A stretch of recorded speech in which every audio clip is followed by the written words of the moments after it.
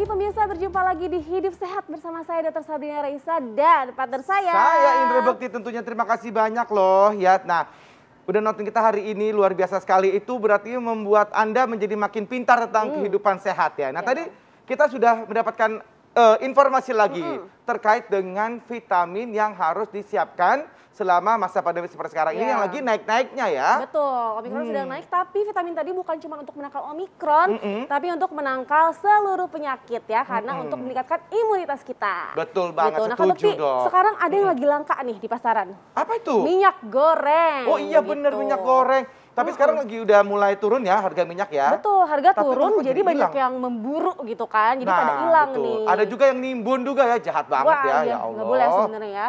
Nah, ada sebenarnya pengganti minyak goreng yang bisa jadi alternatif nih Kak. Kita akan membahasnya hari ini, tapi kita lihat dulu tayangan berikut ini.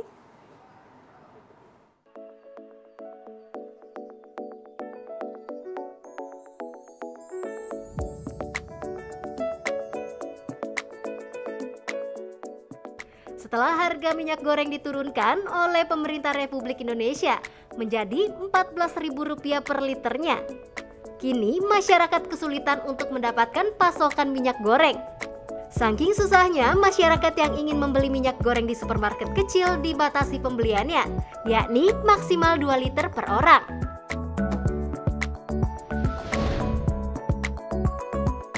Minyak goreng ialah minyak yang sehari-hari kita gunakan untuk memasak, baik menumis atau menggoreng.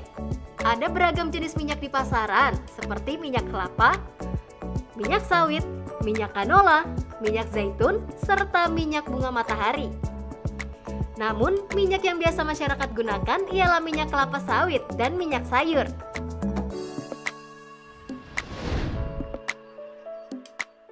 Penggunaan minyak goreng memang tidak bisa dihindari untuk kegiatan memasak setiap harinya. Namun dengan kelangkaan yang terjadi, apakah minyak goreng dapat digantikan? Yuk simak penjelasan dokter di studio.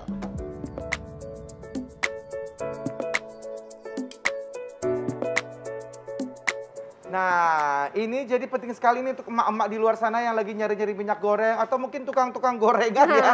Yang sekarang ini karena saking langkanya yang tadinya gorengan 5 sekarang 4 ya. Iya, jadi berkurang ya. Betul, gitu ya. dikurangin. Nah, jadi itu tadi ya, dan kita bahas tentang minyak ini kita punya Dokter Maria. Halo. Apa kabar, Dok? Apa kabar dokter? Halo. Dokter, ini di depan kita udah ada berbagai macam minyak nih. Yang apakah dapat menggantikan minyak goreng, dokter? Kita sebelum kita pilih yang mana yang paling terbaik nih untuk dipakai untuk menggoreng, ada fakta mitos yang pertama nih, dokter.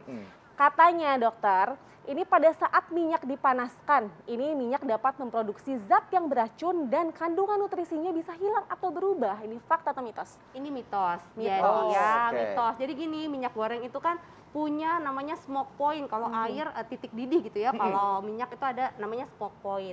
Nah, yang dimaksud mengeluarkan zat-zat tertentu yang ditakutkan itu sebenarnya kalau memanaskannya keterlaluan gitu, melebihi dari smoke point-nya, ini bisa kecenderungan memproduksi zat yang namanya acrolein. Zat acrolein ini penandanya apa?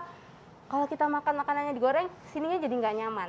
Jadi bisa itu bikin dia. iritasi gitu. Jadi itu tandanya sebaiknya tidak dikonsumsi lagi. Gitu. Oke. Jadi Dan masing-masing minyak titik asap ya dok ya namanya? titik asap, tuh, smoke point itu ya? tadi, Smoke point. Asapnya berbeda-beda Betul ya. sekali. Oke. Kalau yang biasa kita Gitu. pakai itu minyak kelapa sawit ya dokter? Minyak kelapa sawit Itu atau kan. ada minyak kelapa juga ya, minyak kelapa atau minyak kelapa sawit itu yang biasanya banyak dalam keseharian dipakai untuk menggoreng.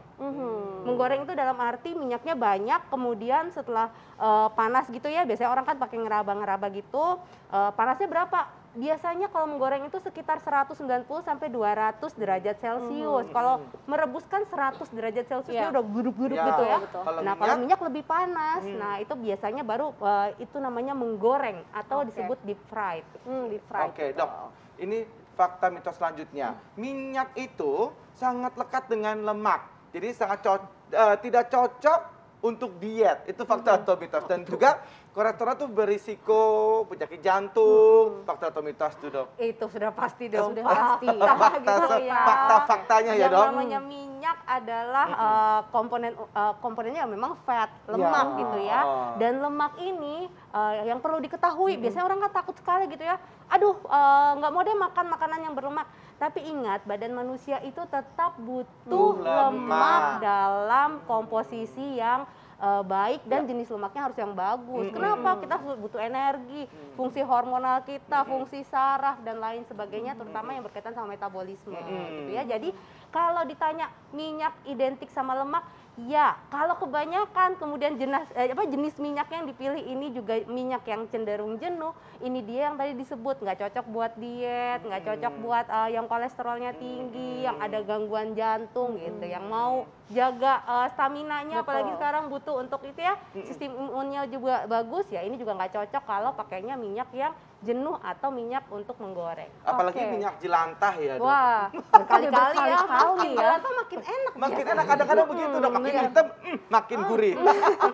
Makin crunchy itu gitu paling ya. bahaya ya, Dok? Ya, jadi sebenarnya dari sononya sifat lemak itu, sifat minyak itu salah satunya adalah membuat sensasi rasa di mulut kita itu jadi wow, jadi enak. Itu fungsi minyak. Jadi bukan hanya saat menggoreng, saat kita ngebake panggang, kemudian saat kita tumis, dengan adanya minyak itu membuat sensasi nyaman dan enak di mulut. Selain itu, minyak memang targetnya kalau saat kita menggoreng dia untuk transfer panas. Makanya kan cepet matengnya, kriuk-kriuk, renyah, moist di dalam. Aduh, itu biasanya memang dicari orang ya. Betul sekali. Enak ya. Dokter, selanjutnya gimana kalau untuk mentega nih, Dok? Yang biasanya juga kita selalu ganti minyak goreng sama mentega ya untuk numis. Itu biasanya suka lebih gurih ya. Nah, mentega ini kan dia salah satu lemak hewani ya. Ini fakta atau mitos kalau sebetulnya tidak baik untuk dijadikan pengganti minyak goreng gitu. Tapi jangan dijawab dulu, Dok. Sabar, Dok. Sabar, kita nanti akan mengetahuinya sesaat lagi ya pemirsa ya. Jangan kemana-mana, tetap bersama kami di Hidup Sehat.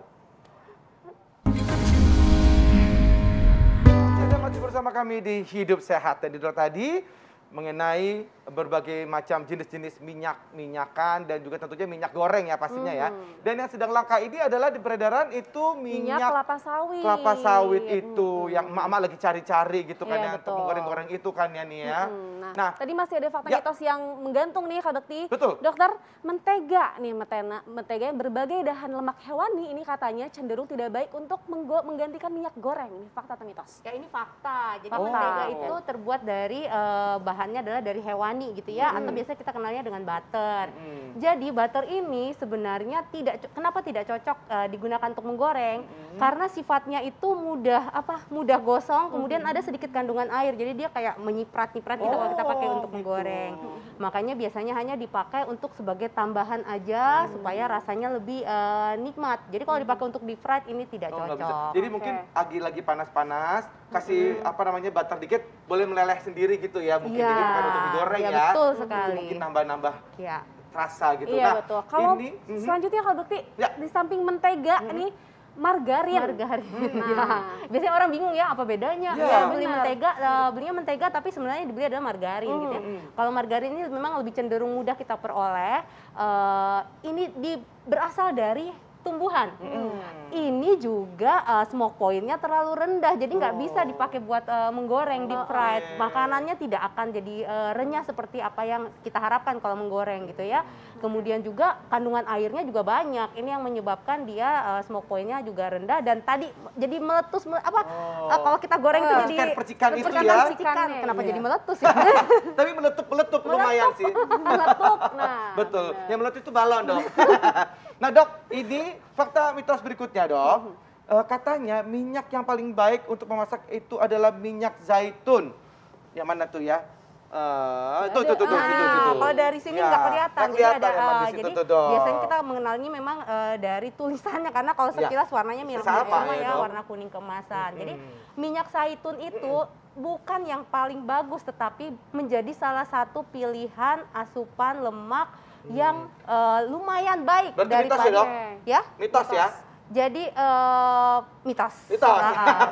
Kenapa? Jadi gini, beredar kabar bahwa minyak zaitun paling oke karena paling mudah kita dapatkan saat ini. Tetapi ada grapeseed, ada avocado oil. Tadi grapeseed ada minyak dari biji anggur gitu ya. Ada minyak avocado dan ini semua sebenarnya yang kita cari adalah minyak yang menyumbangkan fat atau lemak yang tidak jenuh.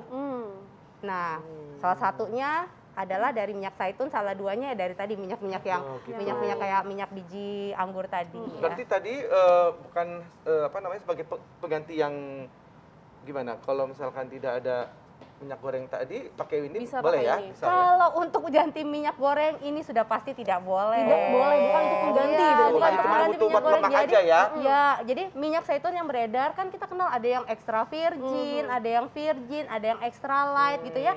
Ini menentukan smoke point-nya. Biasanya kalau yang extra virgin sama virgin atau olive oil aja itu tidak dianjurkan untuk digunakan untuk dipanaskan. Jadi biasanya hanya untuk tambahan saat kita Ya, makan dressing, salad gitu gitu ya, ya. dressing. Tapi kalau yang olive oil yang extra light, yang light ini smoke point-nya sedikit lebih tinggi. Tetapi ingat kalau dia dipakai dalam jumlah banyak dan dipanaskan untuk menggoreng biasanya mudah tengik. Oh, Jadi gitu. lemak baiknya jadi juga rusak. Jadi rusak kita tidak juga. dapatkan benefit. Jadi Baik. alangkah baiknya kalau hanya untuk tumis-tumis saja. Baik, nah, tapi kalau misalkan untuk minyak zaitun ini katanya baik untuk kesehatan jantung, fakta atau mitos, Dok? Minyak zaitun untuk kesehatan jantung ini fakta. Fakta. Tetapi Wow. ada tapinya. Ah, SKB tapinya. nih Kak Bekti. SKB itu syarat dan ketentuan berlaku. Ya. Mengapa? Bukan berarti kita dengan konsumsi hanya minyak zaitun terus masalah di jantung kita semua jadi selesai Ya, gitu ya. betul. Tetapi ini harus ada penyeimbangnya. Jadi minyak zaitun tadi pemakaiannya hanya untuk dressing sebaiknya. Lalu seimbangkan dengan konsumsi protein yang baik, Ya. konsumsi serat, buah dan sayur yang baik. Biasanya kita mengenal dengan pola makan Mediterranean. Nah, ini salah gitu. satunya dengan menggunakan sumber minyaknya dari minyak Zaitun. zaitun. Bagus buat jantung. Oke, dokter, ini di depan kita udah ada berbagai macam minyak ya dok ya. Iya. Tadi kita udah bahas minyak zaitun udah nih. Kita beranjak ke minyak canola. Ini gimana dok? Untuk Oke. menggantikan Cara menggoreng. penggunaannya gimana tuh supaya kita Jadi- bisa mendapatkan manfaatnya? Nah, dari tadi kan sudah ngomong-ngomong tentang smoke point atau Betul. titik asap gitu ya. Minyak canola ini termasuk minyak yang titik asapnya lumayan tinggi. Oh. Jadi kalau dilihat dari titik asapnya sebenarnya dia bagus bisa untuk menggoreng. Oke. Tapi sayangnya dengan sifat lemaknya yang banyak mengandung lemak tidak jenuh, ini kalau kita pakai menggoreng itu biasanya jadi mudah tengik. Oh, Padahal baik. kan salah satu sifat kita menggunakan minyak itu adalah untuk menciptakan sensasi yang Ya, aroma nikmat yang ya. nikmat. Kita nge-bake manggang makanan juga kan sebenarnya untuk menciptakan sensasi yang nikmat juga salah satunya. Nah, kalau kita pakai canola dengan Kan tengik ya? ya tengik jadi nggak enak. Nggak enak. Sebaiknya jangan untuk pakai goreng Iya, ya. betul. Baik, selanjutnya ini ada minyak Minyak wijen, wijen. Dok. Wah, minyak wijen ini biasanya kalau dipakai buat tumis enak ya. enak banget, betul. Ini mirip-mirip seperti minyak canola tadi ya, titik asapnya lumayan tinggi, tetapi sayangnya aromanya tadi terlalu kuat, Tajam. jadi biasanya tidak cocok digunakan untuk deep fried. Biasanya memang digunakan untuk makanan-makanan yang sifatnya seperti Chinese food gitu Ya, ya, betul. aromanya lebih Lebih enak. rasa ya dok. Selanjutnya, Dok, VCO, Dok. Wow, Virgin VCO ya. coconut oil Jadi di luaran sana ada yang namanya VCO atau virgin coconut oil, ada yang namanya minyak kelapa atau coconut oil. Ya. Yang biasanya digunakan untuk menggoreng itu adalah minyak Minyak kelapa, kelapa. bukan VCO. Kalau Ya. VCO biasanya kita gunakan untuk sumber energi dan tetap tertakar dan kita tidak menggunakan ini untuk menggoreng. Oke. baik. Yang Bukan digunakan kita adalah goreng minyak ya. kelapa Minyak kelapanya yang tadi ya. digunakan Langsung, ya. Dok, ini dua-duanya, Dok, minyak Dua. jagung sama minyak bunga matahari, Dok. Iya, iya. Minyak jagung dan minyak bunga matahari. Jadi kayak ini ya. Kayak apa jualan ya, Dok? Sales ya. Oke, minyak jagung dan minyak bunga matahari dibandingkan minyak kelapa sawit yang kita sering pakai, unsur lemak yang baiknya atau lemak yang tidak jenuhnya ini lebih banyak dan bisa digunakan juga untuk menggoreng.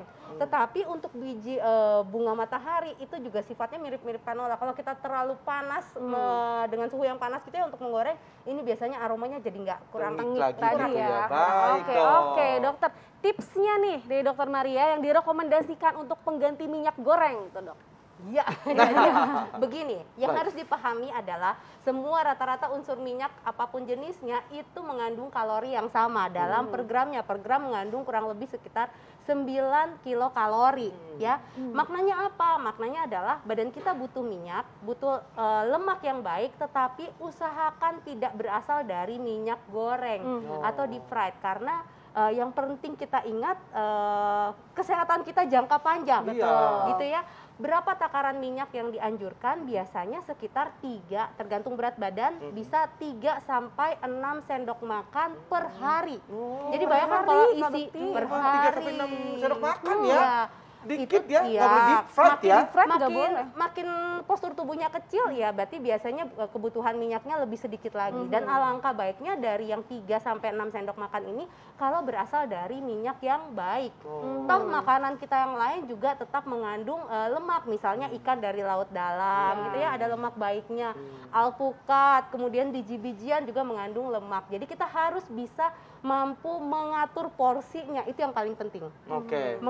Mengatur porsi harian asupan minyak yang akan masuk ke badan kita, dan lebih baik lagi alangkah baiknya hindari makanan yang digoreng. Benar. Selain ngirit minyak, ini Betul. juga bisa menjadi investasi kesehatan kita Tuh, jangka paling panjang. penting ya. Nah, tapi sebenarnya kalau kan tetap aja orang butuh goreng-goreng nih ya, ada pada suka goreng-goreng, ada tidak dipungkiri gitu Iya, dok. betul. Nah, Enak ada ya. opsi nggak dok ini untuk mungkin menggantikan minyak air kelapa sawit yang langka ini? Dok? Ada Jadi dong, apa dok? ada dong. Nomor 1 frekuensinya usahakan kurangi gitu ya Pasti. makan goreng kedua. Yang kedua ada teknik menggoreng yang biasanya menggunakan namanya air fryer ya. Air fryer, Jadi tetap dapat renyahnya, tetapi tidak menggunakan minyak yang terlalu banyak. Yang ketiga kalau kepepet sekali gitu ya, kangen, gunakan memang minyak yang untuk menggoreng dengan suhu yang cenderung panas. Jadi jangan takut gitu ya kemudian Ya, apinya betul. dikecil-kecilin gitu ya. Oke. Semakin kecil suhunya biasanya makanan itu akan mudah menyerap minyak lebih banyak daripada dengan suhu yang tepat. Tinggi, oke. Tapi balik lagi ke nomor 1 ya, usahakan frekuensi Oke, menggoreng dan minyaknya kurangi. apa dok? Minyaknya Minyak apa? pengganti kelapa sawitnya tuh dok? Minyak pengganti kelapa sawit ya sebenarnya bisa kita menggunakan minyak kayak minyak kelapa Minyak gitu kelapa ya. Kemudian lagi minyak tadi nih minyak-minyak yang sebenarnya bisa untuk menggoreng Efikasitas rata-rata tinggi ya? minyak dari tumbuhan, hanya saja memang aromanya menjadi tidak senikmat Oh, kalau kita baik. menggunakan Oke, Oke, Dok. terima kasih banyak Dokter Maria. Oke, Terima tujuannya kasih. untuk kesehatan ya. Iya. Jadi kita harus juga memilih minyak yang tadi disebutkan dari Dokter Maria. Dan juga untuk tujuan untuk kesehatan nih. Nah, ini Viva, TV One dan juga Antv melakukan vaksinasi massal yang sudah dilakukan dari bulan November di sejumlah wilayah di Indonesia. Ini juga dalam rangka ulang tahun TV One. Nah, kita menggelar sentra vaksinasi untuk masyarakat di sejumlah wilayah. Ini dia liputannya.